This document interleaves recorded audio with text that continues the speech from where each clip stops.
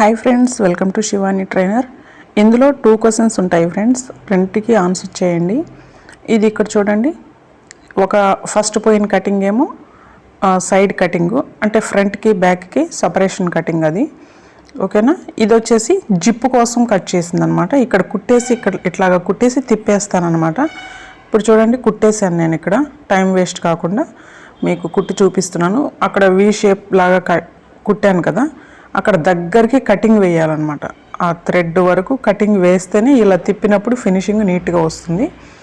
ఇలా లైనింగ్ లోపలికి తిప్పేయాలి. అంటే మనం పై భాగాన ఆ క్లాత్, కాటన్ క్లాత్ ఉంది కదా, దానికి పై భాగాన జాయింట్ చేస్తే లైనింగ్ని తిప్పితే లోపలికి వెళ్ళిపోతుంది.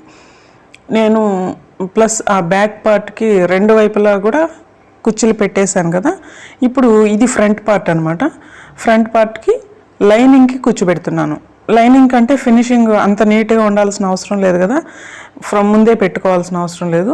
ఏంటంటే ఇది ఎంత లెంత్ ఉందో దానికి తగినట్లుగా కింద కుచ్చు పెట్టుకుంటూ వచ్చేస్తాం. అలాగే బ్యాక్ 2 పార్ట్స్కి కూడా కుచ్చు పెట్టేసుకోవాలి. బ్యాక్ 2 పార్ట్స్ అంటే అర్థమైంది కదా, జిప్పు ఓపెన్కి ఇటువైపు అటువైపు అనమాట. అలాగా 2 వైపులు కూడా నేను కుచ్చు పెట్టేశాను. ఇక్కడ డాట్ కోసం చూడండి, కొంచెం 4 ఇంచెస్కి కొంచెం తక్కువగానే తీసుకున్నాను. వెడల్పు మిడిల్ నుంచి డాట్ వేస్తున్నాను. అలాగే 2 వైపులా ఇటువైపు కూడా అలాగే డాట్ వేసేసుకున్నాము.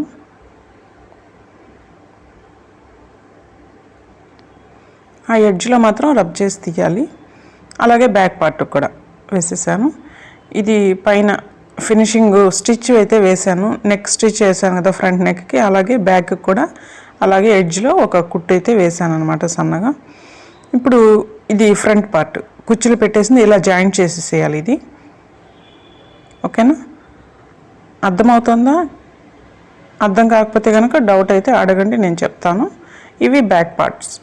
ఈ బ్యాక్ పార్ట్ కూడా మనం బాడీ ఉంది కదా, పై బాడీ, ఆ బ్యాక్ పార్ట్కి ఆ పై బాడీని ఇలా జాయింట్ చేయాలన్నమాట.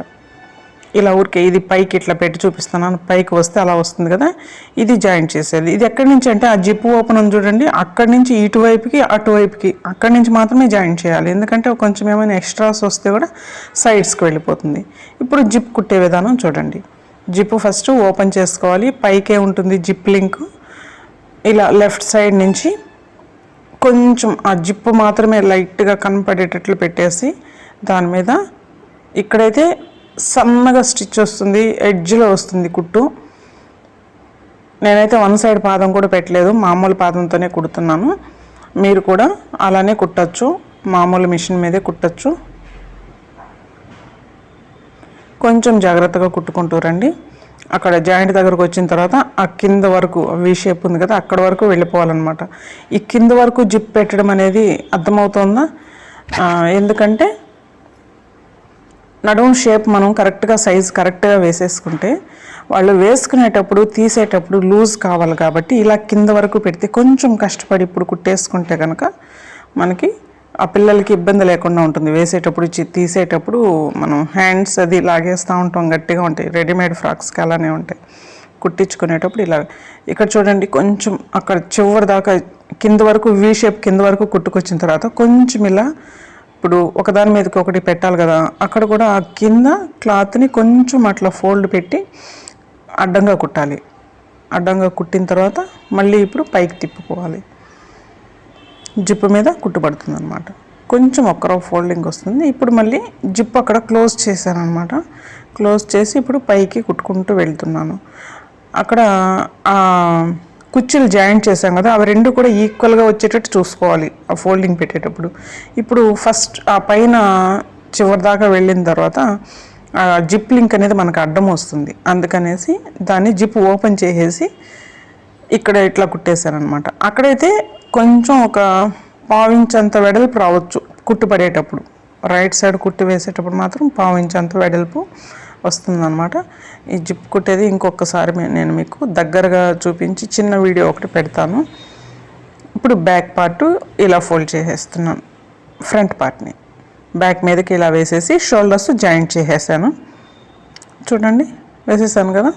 ఇదైతే ఫుల్ ఓపెన్ కాదు, ఇట్లా ఓపెన్గా పర్వాలేను కదా, ఇటువైపు క్లోజ్ ఉంది కదా ఫ్రాక్, కింద బాడీ కొంచెమే కదా ఓపెన్ ఉంది. ఇప్పుడు హ్యాండ్స్ మెజర్మెంట్ తీసుకుంటున్నాను చూడండి.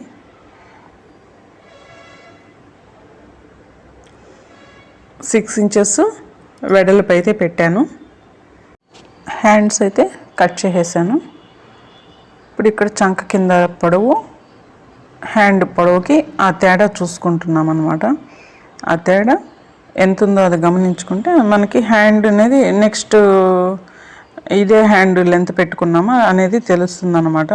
ఇప్పుడు కింద చూడండి పై క్లాత్ కూడా కట్ చేసేసాను కదా, ఆ పై క్లాత్ నుంచి లైనింగ్కి ఇలా జాయింట్, పై భాగాన్ని జాయింట్ వేసుకొని తిప్పేసి పై కుట్టు కూడా వేసేసాను, ఫినిషింగ్ స్టిచ్ అనమాట.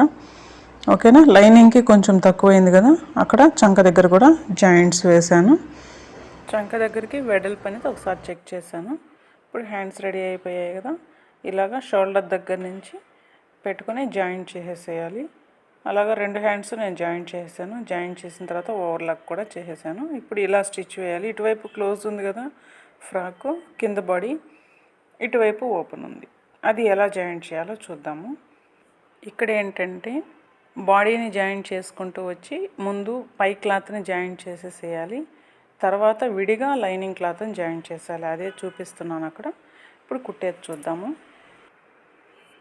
నేను చెయ్యి లూజ్ అయితే 6 ఇంచు పెట్టాను, చంక లూజు 7.5 ఇంచు పెట్టాను, నడుము లూజ్ వచ్చేసి పాపకి 26 ఇంచెస్ ఉందన్నమాట. కొంచెం 28 లాగా పెట్టాను, 2 ఇంచెస్ కొంచెం లూజ్గా.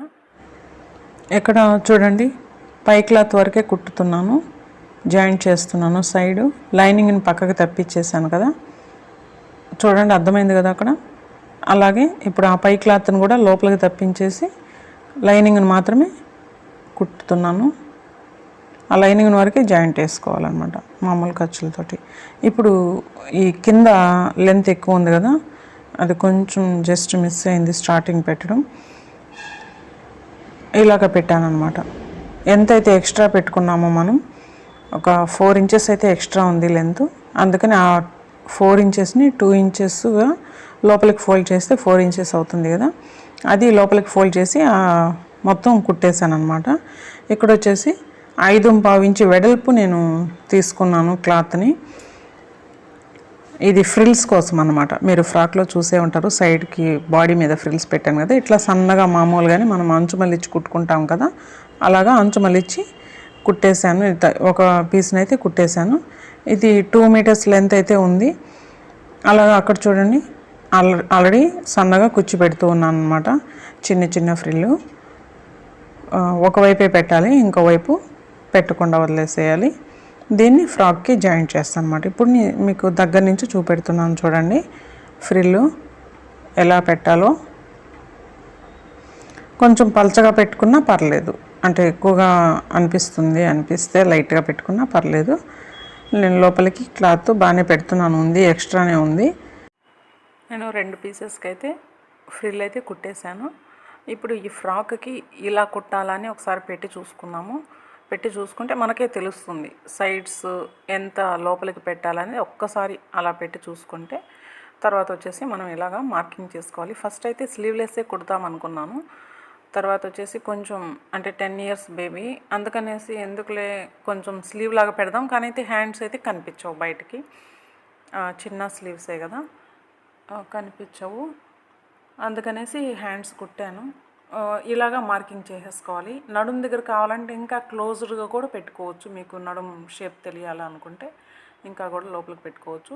నేను అక్కడ నెక్ దగ్గరికి పెట్టకుండా ఆ స్లీవ్ దగ్గరికి ఎందుకు పెడుతున్నాను, ఆ షేప్ అట్లా పెడితేనే అందగిస్తుంది చూసేందుకు కూడా. దగ్గరకి అయితే మీకు ఫోటో నేను తీయలేకపోయాను, పాపకి వాళ్ళ ఇంటి దగ్గర నుంచి ఫోటో తీసి పెట్టారు, అదే పెట్టాను నేను. ఇంకా క్లోజ్డ్గా కావాలంటే కుట్టుకోవచ్చు, దాన్ని బట్టి మనం ఇక్కడ పెట్టిన దాన్ని బట్టి చూసుకుంటే.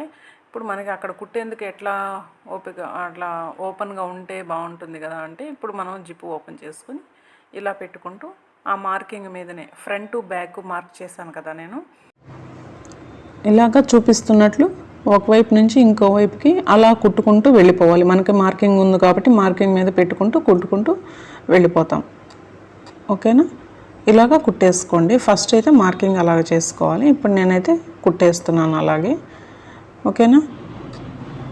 ఇక్కడ మనకి జిప్పు ఓపెన్ ఉంది కదా వెనకాల, అక్కడి నుంచి పాదం పైకి లేపి ఆ క్లాత్ని అంతా అలా లోపలికి పెట్టేసుకోవాలి. కింద మళ్ళా వేరే పార్ట్ మీద కుట్టు పడకూడదు, జాగ్రత్తగా చూసుకోవాలి. ఇలాగా చూడండి, ఇలా జాయింట్ చేసుకుంటూ వచ్చేసేయాలి. ఇలా కుట్టుకుంటూ వచ్చేసేయాలి ఆ మార్కింగ్ మీదే. ఇప్పుడు మీకు గివ్ అవే క్వశ్చన్ వేస్తున్నాను. నేను ఇంతకుముందు హ్యాండ్స్ అక్కడ మెజర్మెంట్ పెట్టినప్పుడు లెంత్ నేను చెప్పలేదు కదా, అది ఎంత, నేను అక్కడ పాయింట్స్ కూడా మార్కర్తో రాశాను. హ్యాండ్ లెంత్ ప్లస్ చంక దగ్గర కూడా లెంత్ పెట్టాను నేను. ఆ లెంత్ ఏంటి అక్కడ రెండు, అక్కడ కూడా నేను మార్కర్తో నోట్ చేశాను, అక్కడ క్లాత్ మీద రాశాను. అవి రెండు మెజర్మెంట్స్ మీరు కామెంట్ రూపంలో తెలియజేయండి. ఓకేనా ఫ్రెండ్స్? ఇలాగా బ్యాక్ వరకు ఇప్పుడు చూడండి, ఆ బ్యాక్ నడుము దాకా కుట్టుకుంటూ వచ్చాం కదా. ఇప్పుడు ఇక్కడ లెంత్ ఎక్కువైంది కదా, అక్కడ ఎంతవరకు కావాలో అంతవరకు మనం కొంచెం 1 ఇంచ్ బిఫోర్గా అక్కడ వరకు కుట్టి పెట్టేసుకొని ఆ ఎక్స్ట్రా ఉన్నదాన్ని కట్ చేసేయాలన్నమాట. చూడండి, ఇలాగా కట్ చేసి ఇప్పుడు అక్కడ అంచు కుట్టేస్తాను. డబల్ ఫోల్డ్ వేసి అక్కడ అంచు కుట్టేసి కరెక్ట్గా ఆ నడుము దగ్గరికి స్టాప్ చేస్తాం అనమాట, నడుము కంటే కిందకి రాకుండా.